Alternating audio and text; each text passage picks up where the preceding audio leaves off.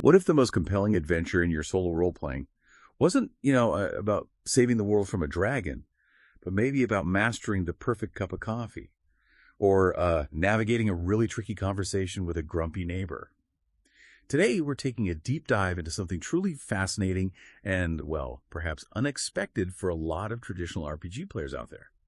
Okay, let's unpack this. We're plunging headfirst into the concept of running solo slice-of-life adventures, and we're drawing some really profound insights directly from Mythic Magazine Volume 44.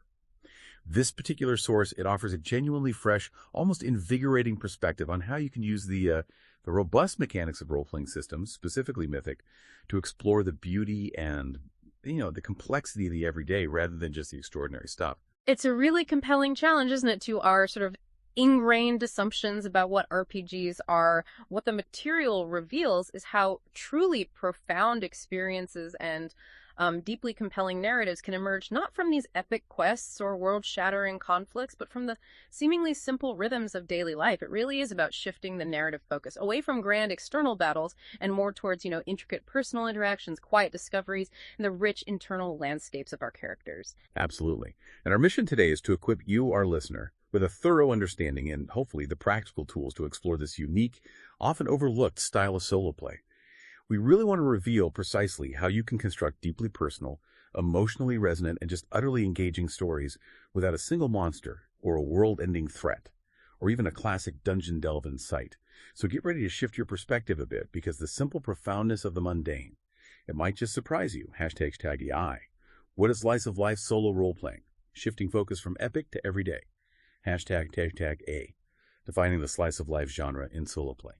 Okay, so our main source here, Mythic Magazine Volume 44, it introduces running solo slice-of-life adventures as this, transformative approach. It's a way to guide your Mythic adventures into cozy slice-of-life stories, or tell grittier, down-to-earth adventures that dwell on daily details. And this is way more than just a simple genre switch, right? It's a really significant pivot from the typical dungeon delving or epic questing that role-playing games are so often associated with. Think about it. When you picture an RPG, what pops into your head? Probably mighty heroes, ancient artifacts, grand battles, that kind of thing. This approach, though, it asks us to completely rethink that, to shift the entire spotlight from the monumental down to the minuscule. Indeed. And if we connect this to the bigger picture, it's about fundamentally changing our narrative lens, isn't it? Instead of asking that high-stakes question like, what major event is happening that threatens the world and how can my character stop it? It poses a much more grounded yet equally compelling question. What is it like to simply be in this world right now, in this moment, just experiencing life as it unfolds? The core idea is becoming a witness to everyday life, where the mundane itself doesn't just add flavor, it becomes the compelling narrative. It's really about finding the extraordinary within the ordinary. What makes a good detective story isn't always just the final reveal, right? It's the meticulous process of seeing clues, connecting seemingly unrelated details, building that picture piece by piece. Slice of life kind of applies that same microscope to the everyday. A simple chat with a baker might reveal some hidden grief, or you might find this unexpectedly beautiful piece of street art down a forgotten alley. The extraordinary isn't just a dragon. It's the rich, unfolding narrative of a quiet life that you, as the solo player, get to uncover just by being deeply present in those mundane moments. That's a great way to put it. And the author shares this personal anecdote that beautifully illustrates this pivot, and it really hit home for me because it's just so counter to traditional RPG thinking. They describe this long road trip that inspired a solo adventure where the player character, the PC, was just a normal person. Driving, stopping, finding a hotel, getting a job, meeting people along the way. And get this, there were literally no battles, no bad guys, no big conflicts. The compelling part, they explained, was the everyday interactions with NPCs and the PC getting to know those people. Imagine that. The thrill wasn't derived from fighting some fearsome beast, but from a genuine, maybe surprising conversation with a small-town innkeeper, or just the satisfaction of landing a simple, honest job. It's discovery on a really human scale. Right. And this brings us to a crucial point. What exactly does it mean for an adventure to be about finding out-of-the-way places and meeting a handful of people there, and finding that sense of discovery not in ancient crypts or forbidden ruins, but in small towns and everyday people? It means recognizing that profound experiences aren't solely tied to those grand external conflicts. It's about uncovering the layers of routine, the hidden stories in plain sight, and seeing the simple profoundness in the quiet rhythms of daily existence. It's an internal journey just as much as an external one. The growth is an understanding understanding, connection, empathy, rather than just accumulating power or treasure. It's about the joy of observation and genuine interaction. #2B. Core strategies for bringing slice of life to solo play. Okay, so how do we actually do this? How do we take our usual RPG habits and sort of redirect them towards the quiet drama of daily life? Well, the source lays out a pretty clear and insightful roadmap for embracing this style of play. It's less about just swapping your setting from a dungeon to a village, and much more about a fundamental shift in how you approach the game, your mindset, and the very kinds of questions you ask. It's a deliberate choice, really, to shift your creative focus from the macro down to the micro. Yeah, the strategies outlined really emphasize a qualitative shift, moving away from conventional RPG ideas in a really refreshing way. Firstly, it's all about focusing on the characters in the adventure. And this implies a much deeper dive, not just into their surface level stuff like attributes or combat stats, but into their inner lives, their relationships, their personal growth, their flaws, all the subtle nuances of their existence. It's about psychological depth and relational complexity over, say, physical prowess or strategic combat. Every character, including your own PC, becomes this little world to explore. And crucially, that doesn't just mean your player character, right? But absolutely everyone they interact with. The source also points to crafting threads that promote everyday experiences. This is a big one. Instead of having these huge goals like defeat the Lich King or find the legendary sword of whatever, your quests become things like maybe learn how to bake the perfect loaf of bread for the village bake-off, or help the local baker win the village pie contest even though they're really grumpy. It's about elevating those seemingly ordinary tasks, the daily rhythms, and personal aspirations to the level of an adventure, giving them narrative weight and meaning. Another pivotal strategy is emphasizing experiences over conflicts and designing these open-ended adventures with no fixed end or completed goal. Now, this is a radical departure from most goal-oriented campaigns where you play until the villain's defeated or the quest is done. Here, the journey itself, the unfolding of daily life, the buildup of small moments and interactions, the subtle shifts in character and relationships, that is the destination. There's no final boss to beat, just the continuous evolving narrative of a character's life. You could hypothetically play these adventures for an afternoon, or you could come back to them for years, kind of like a beloved ongoing TV series. And critically, this deep focus on characters naturally leads to a huge emphasis on conversation and focusing on discovering character stories, both your PCs and the non-player characters. The dialogue isn't just a way to get info for a quest, it is the quest. It's the main driver of the narrative. The nuances of conversation, the unspoken words, the slow reveal of a character's history, that's where the real adventure lies. And while drama is definitely still present, the source notes it's personal drama on a small scale. Think like a misunderstanding with a friend, maybe a lost heirloom, or a tricky negotiation for a good price at the market, not a dragon attacking the city gates. The stakes are deeply personal, not planetary. Exactly.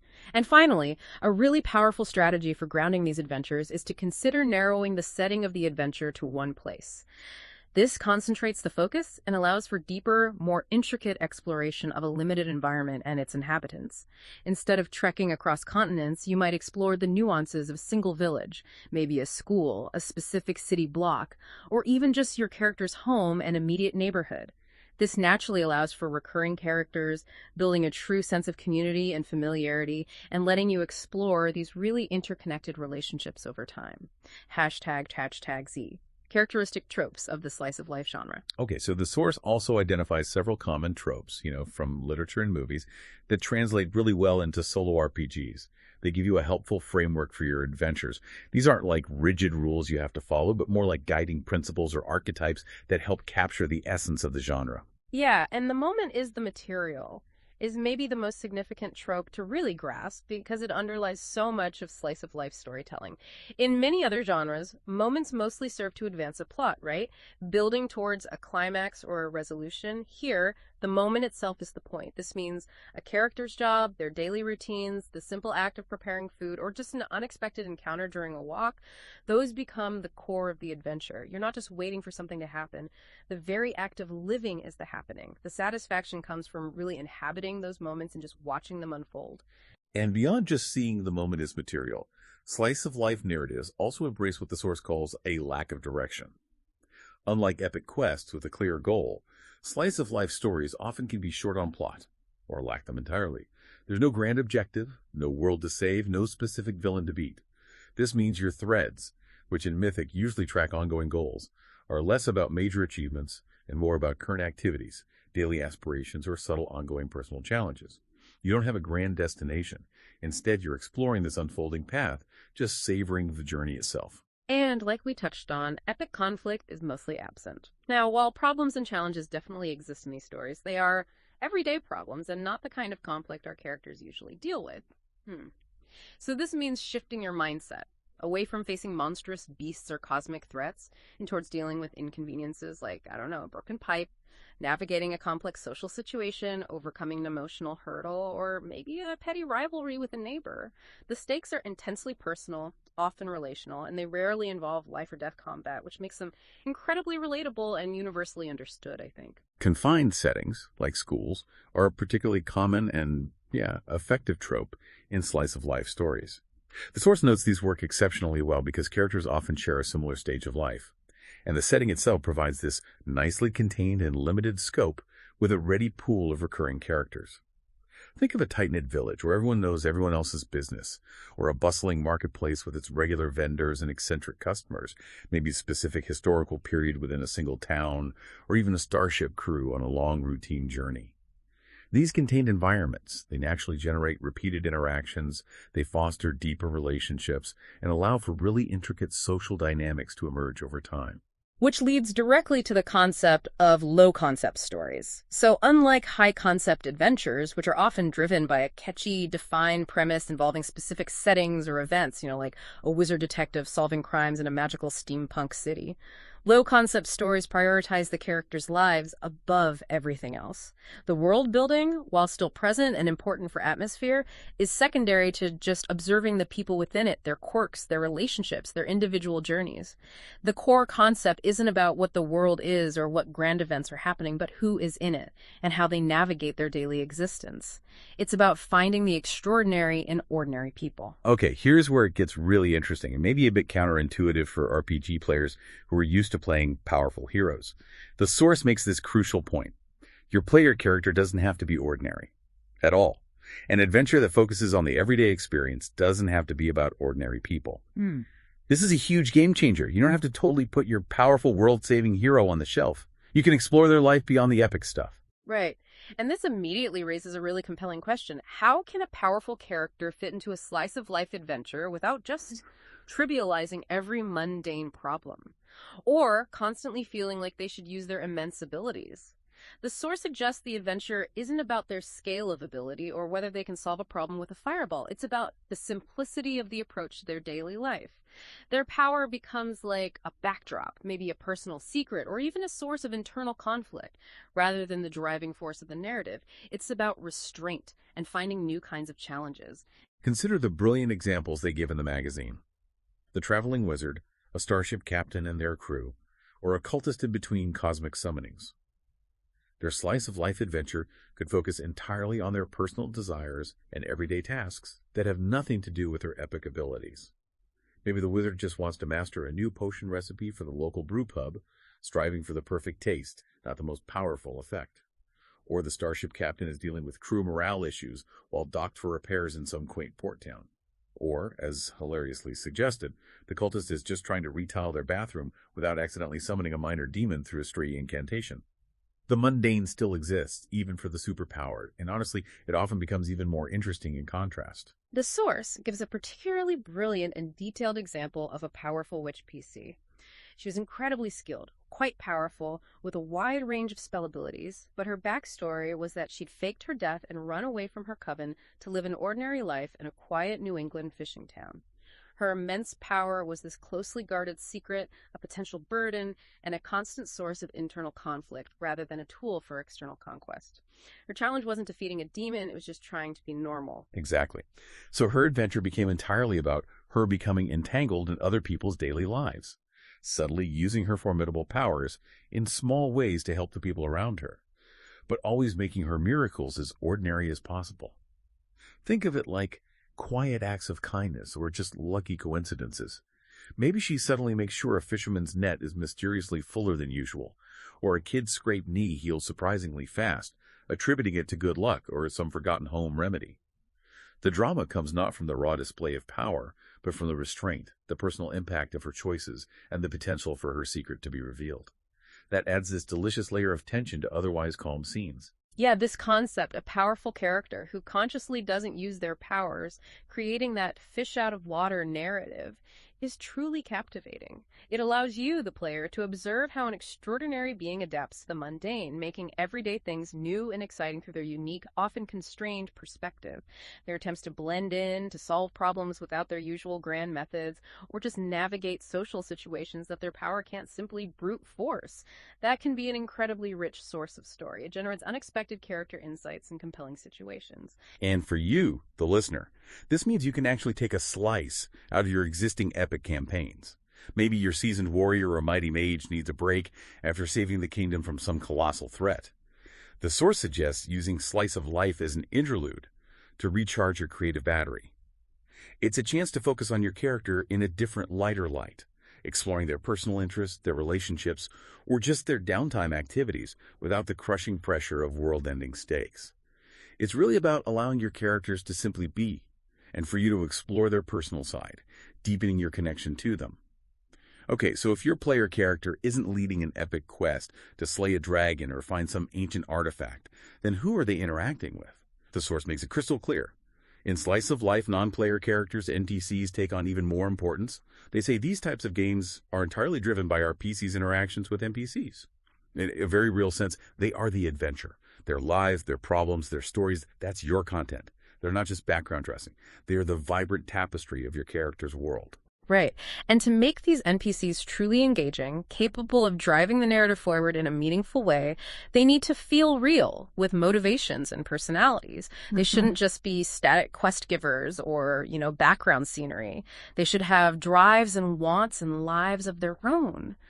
Think of the rich, complex cast of characters in a beloved sitcom, or a cherished novel, or a long-running TV drama. Each one has their own internal world, their own daily struggles, hopes, secrets, even if they only pop up for a few minutes in a given scene. But here's the classic RPG problem, right? How do you create that kind of depth for potentially dozens of NPCs without getting bogged down in tons of painstaking bookkeeping or writing these elaborate backstories for every single person your PC bumps into that you might never even use?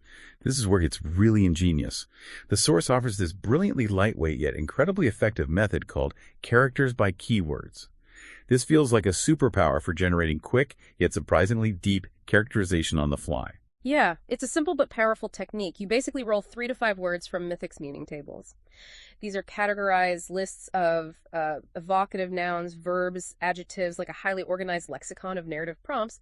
You roll on these tables to define an NPC. And these keywords, like the example in the source, gives protector, lost, wealth, honest, attack for a character named Lord Hanston Dresdal.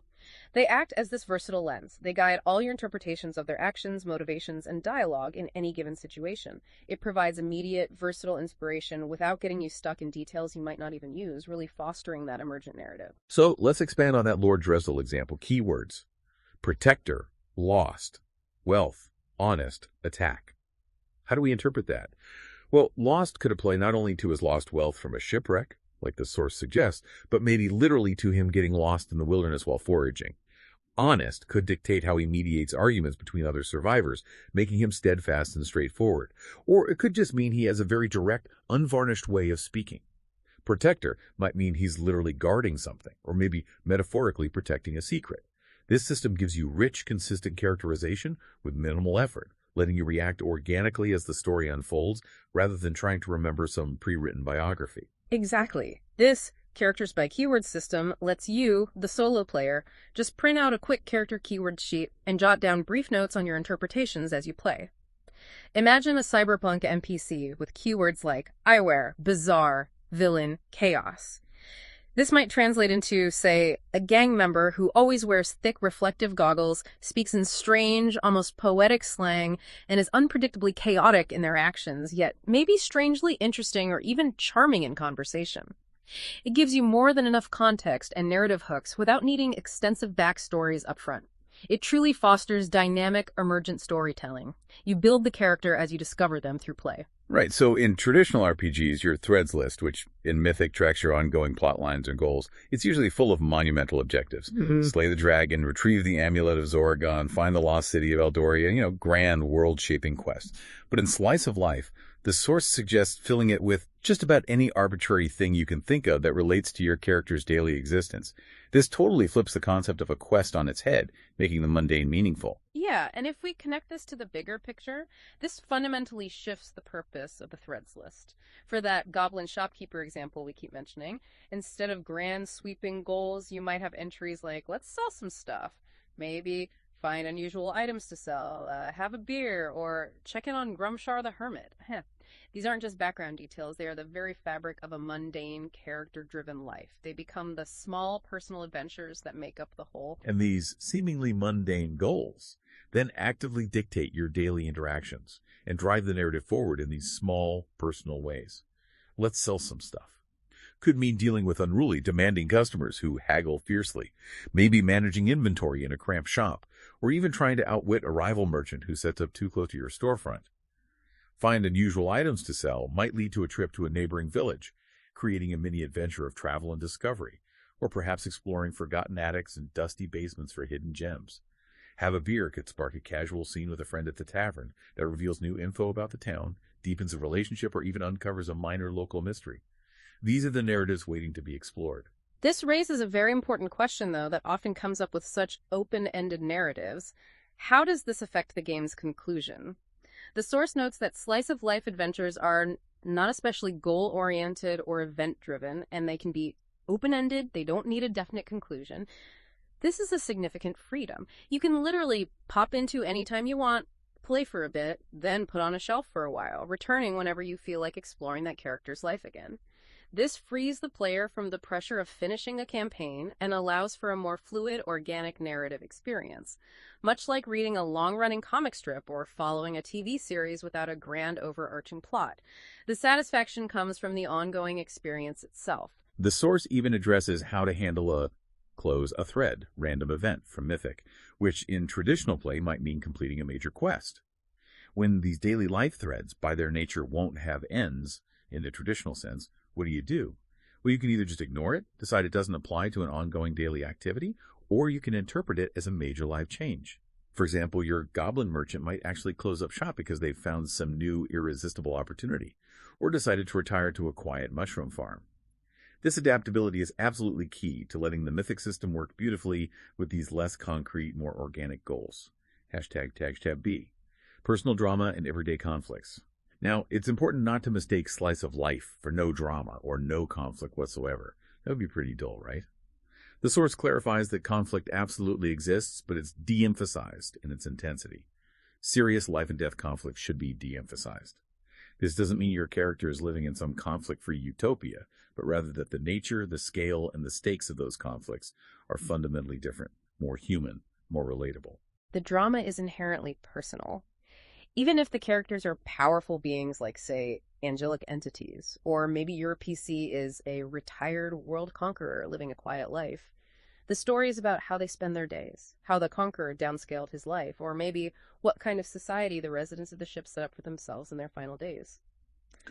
The focus shifts from external threats and grand-scale battles to internal struggles, interpersonal dynamics, social misunderstandings, and the quiet, often profound challenges of simply existing within a unique context. It's about how these characters grapple with their own selves and their immediate world. So, conflict in Slice of Life is primarily between people or about everyday things. Think of our goblin merchant trying to avoid Delza, the overly zealous festival organizer who wants 100% merchant participation and just won't take no for an answer. It's not a battle for survival against an orc horde, right? It's an everyday annoyance, a social obligation, a minor clash of personalities, or just a persistent nagging problem. These are the kinds of tensions and dilemmas we all experience, which makes the stories incredibly relatable and emotionally resonant. Right. And this leads us to consider another type of conflict. What about situational conflicts that aren't necessarily interpersonal? The source gives a really compelling example. A high-level occult investigator stuck teaching remedial magic at a school. The core conflict isn't fighting a demon, it's how does the character adjust to this drastic change of lifestyle? It's a fundamental shift in their reality, a classic fish-out-of-water scenario where their formidable skills might be completely useless or even detrimental in their new environment. It forces them to adapt in unexpected, often humorous ways. The conflict is internal and circumstantial, rather than external and adversarial. And to really spark your imagination and give you concrete narrative hooks, the source provides this fantastic slice-of-life ideas table. It suggests elements like work duties and difficulties, maybe dealing with a frustrating boss or an uncooperative colleague, daily tasks and mundane chores, finally tackling that mountain of laundry or trying to fix a leaky faucet, the daily life of friends and family, navigating a tricky family dinner, or celebrating a small win with a friend. Also things like adjusting to life changes, moving to a new town, or starting a new hobby, preparing and eating food, trying to master a complex recipe for a loved one, and even romance and relationships, navigating the complexities of a first date, or resolving a misunderstanding with a partner.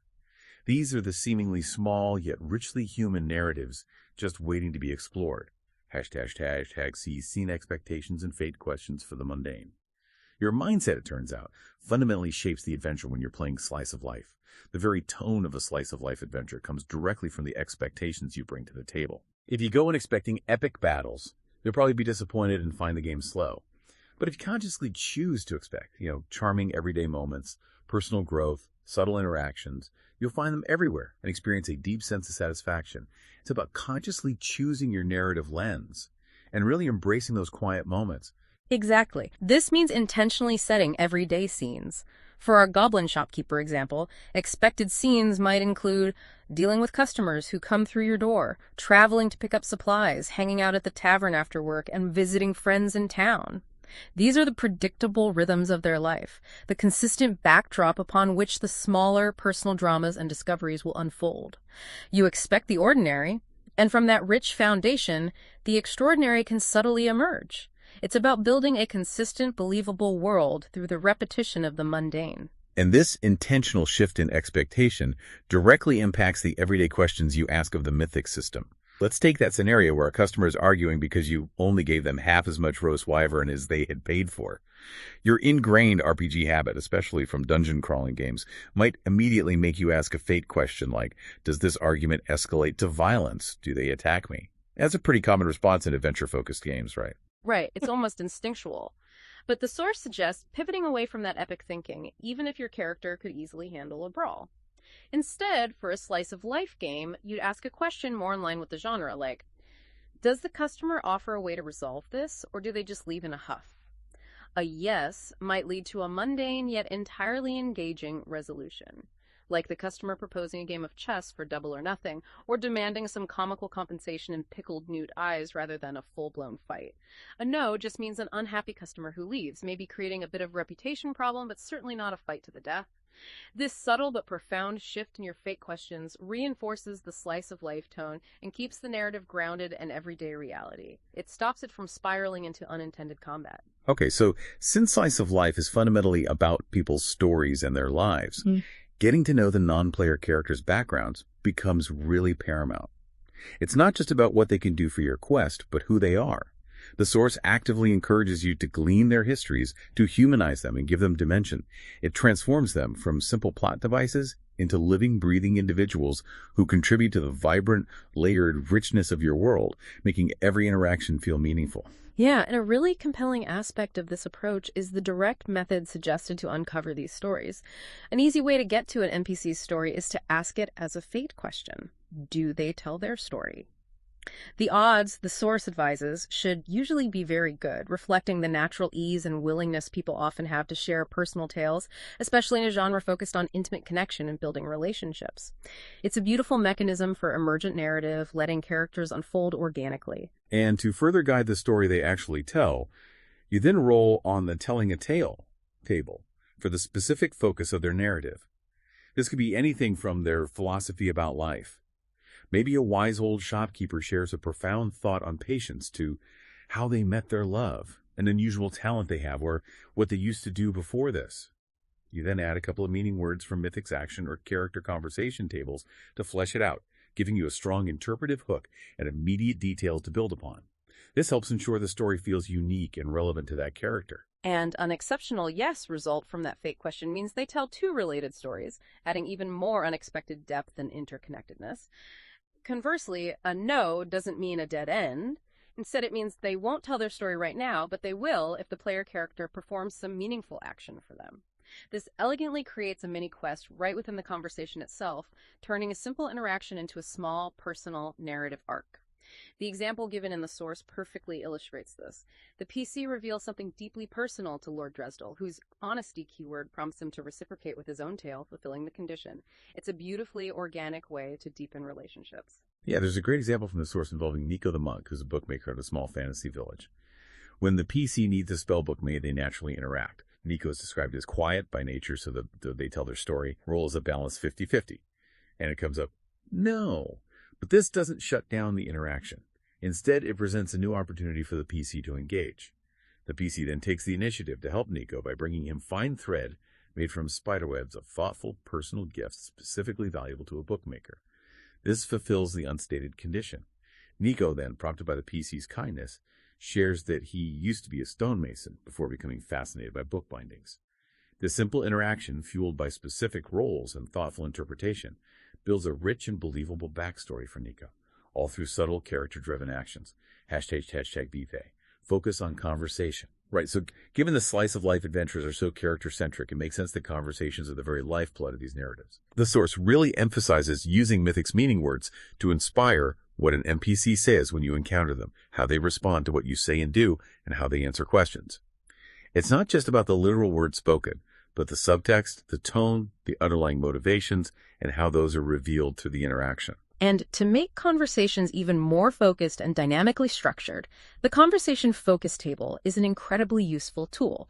It helps narrow down the general gist of what the NPC is saying.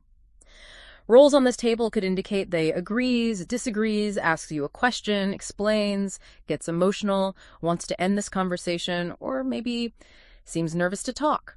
This immediate direction gives you a strong foundation for their response, preventing conversations from feeling flat or generic or just like simple information dumps. And you have flexibility in how you use this table, which is wonderful for tailoring the experience. You can use it once at the start of an interaction for the overall tone of a conversation, setting a consistent emotional backdrop for the whole exchange. Or for a truly deeper and more variable interaction, you can roll again for each response an NPC gives. This adds incredible layers of unpredictability and realism, mimicking the organic ebb and flow of a natural discussion, where moods and topics can shift in an instant. The extended example with Nico the monk illustrates this beautifully. When the player character asks Nico why bookmaking specifically attracted him, the conversation-focused role is wants to end this conversation. Combined with succeed and portal from the action table, giving further interpretive flavor, Nico replies, I was very good at stonework, but I am sorry, I do not wish to speak about it. Now, this isn't a dead end for the narrative. It's a character expressing a boundary, adding to his established quiet and perhaps guarded nature. It creates intrigue, right? Makes you wonder why he doesn't want to talk about it. Exactly. And later in the adventure, when the PC, driven by that curiosity about Nico's past, asks another villager about Nico, the conversation focus for that new NPC describes the difficulty with observe and environment. This leads to the revelation that other apprentices became jealous and subtly sabotaged his stonework, which is why he left his previous life as a stonemason. This perfectly demonstrates how external conversations can artfully fill in the gaps and provide those so what insights into NPC motivations, shedding light on the ongoing subtle drama of the village. It paints a more complete picture of Nico's journey without him having to directly reveal all his painful memories at once. It makes the world feel truly alive and interconnected. Okay, one challenge you might run into with these really open-ended slice-of-life adventures is that you can sometimes, run out of directions to drive it. Without a grand quest or a ticking clock providing constant urgency, you might find yourself stuck, wondering what happens next in the quiet rhythm of daily life. This can be a common pitfall if you're used to more structured, plot-driven narratives. Right. And this brings up an important point. How do you keep the narrative fresh and moving forward without relying on those traditional, often high-stakes plot hooks? The source suggests thinking in terms of two distinct modes, exploration mode versus reaction mode.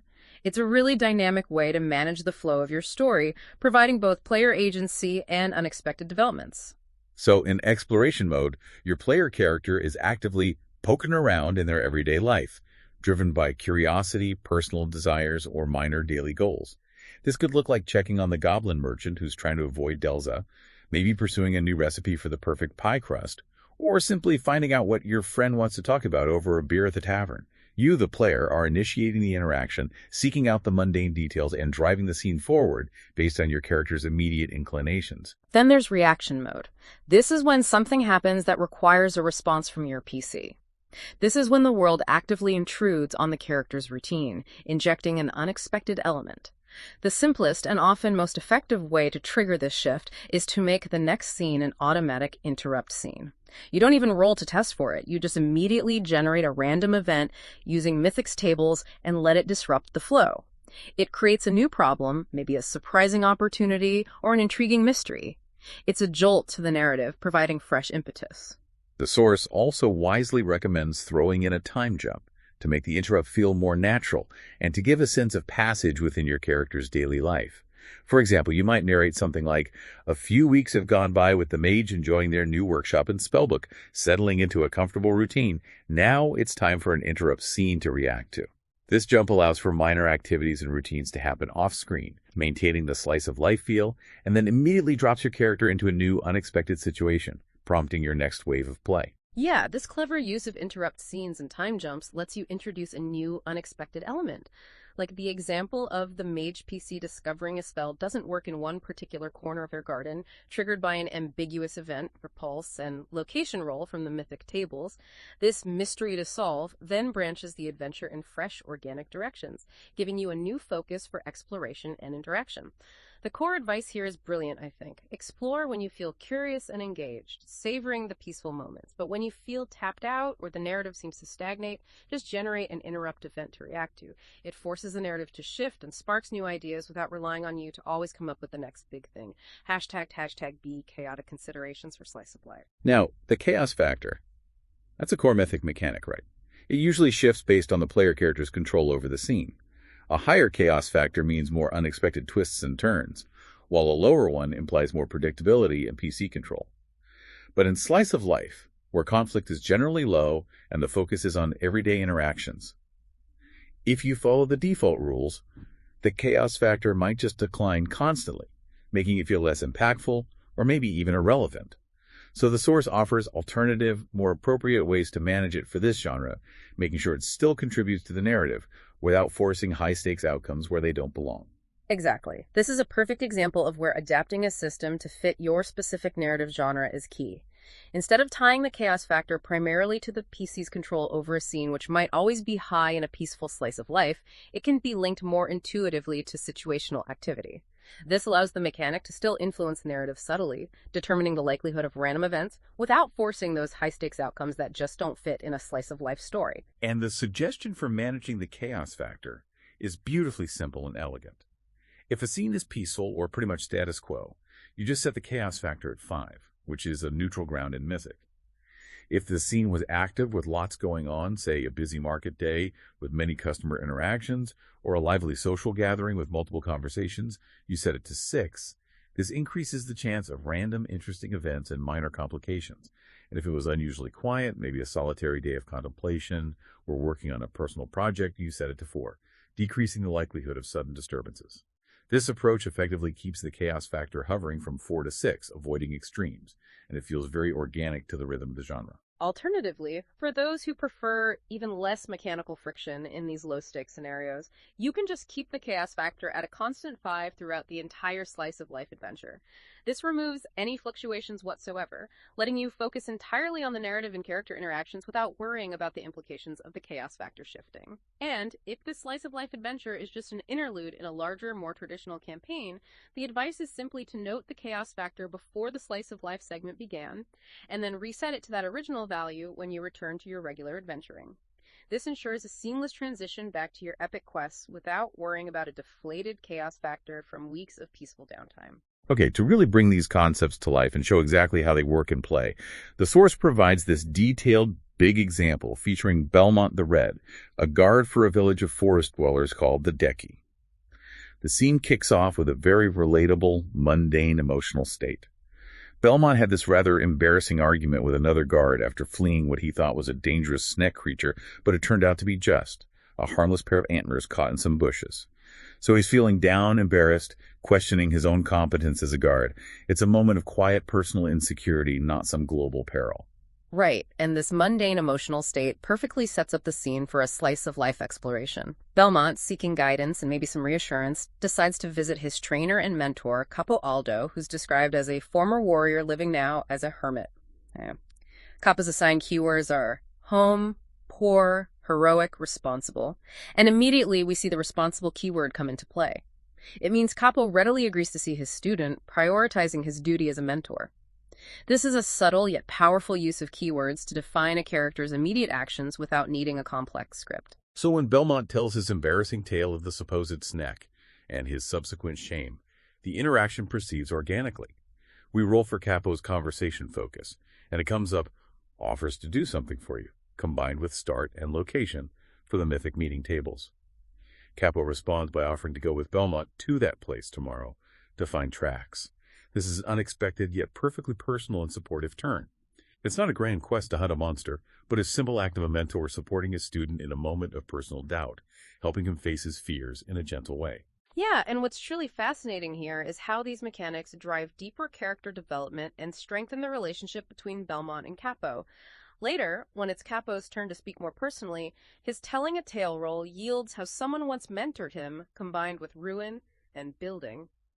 This inspires Capo to recount how his own trainer once took him to ancient ruins as a young man, not for combat, but for a journey of personal discovery and overcoming fears. Capo now wants to do the same for Belmont, to help him overcome his apprehension and learn something new about himself and the world. He phrases it beautifully, to discover a strange new creature together, or have a good time trying. It's about shared experience and mentorship, not just a simple monster hunt. The scene continues, flowing naturally from there. Belmont agrees, of course, and the next day, they indeed go to the woods. We generate a scene where they encounter a minor difficulty, ambiguous event, distract, natural. They interpret this as heavy fog rolling in and the path becoming confusing, not some lurking monster.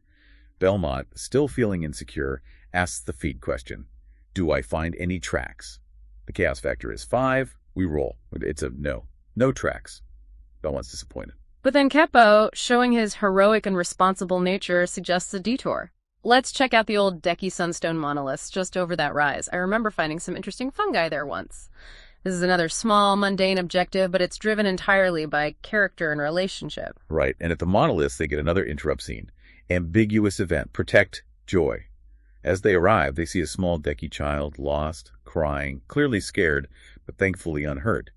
This is the unexpected event in their otherwise mundane track. And Belmont, the guard who felt he failed earlier, now has a moment to shine. Does he help? Of course. His personal thread about regaining confidence now has this direct, tangible outlet. He quickly soothes the child. A new NPC is generated for the child with keywords: curious, innocent, small. The adventure wasn't really about the snack at all. It was about Belmont's personal journey back to feeling competent and helpful through these small, personal acts of heroism. Yeah, this detailed example really shows how character keywords, the conversation focus, and the telling a tale table all weave together to create a deeply personal, meaningful narrative. Even out of something as simple as a guard's misidentified rustling in the bushes. #tag outro. So what does all this mean for you, the listener, in your own solo roleplay? We've taken a pretty comprehensive deep dive into running solo slice-of-life adventures, learning how to profoundly shift our perspective from, saving kingdoms and defeating evil to exploring the rich, intricate tapestry of everyday life. We've seen how focusing intently on character interactions, crafting simple threads centered on daily activities, embracing deeply personal, small-scale conflicts, and leveraging focused conversations can create incredibly compelling, emotionally resonant narratives using the Mythic system. Absolutely. We've thoroughly unpacked the power of character keywords to give authentic depth to NPCs without tons of heavy bookkeeping.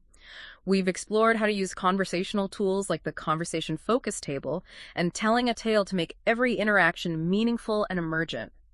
And we've discussed adapting the chaos factor to maintain the unique, often calmer rhythm of slice-of-life stories.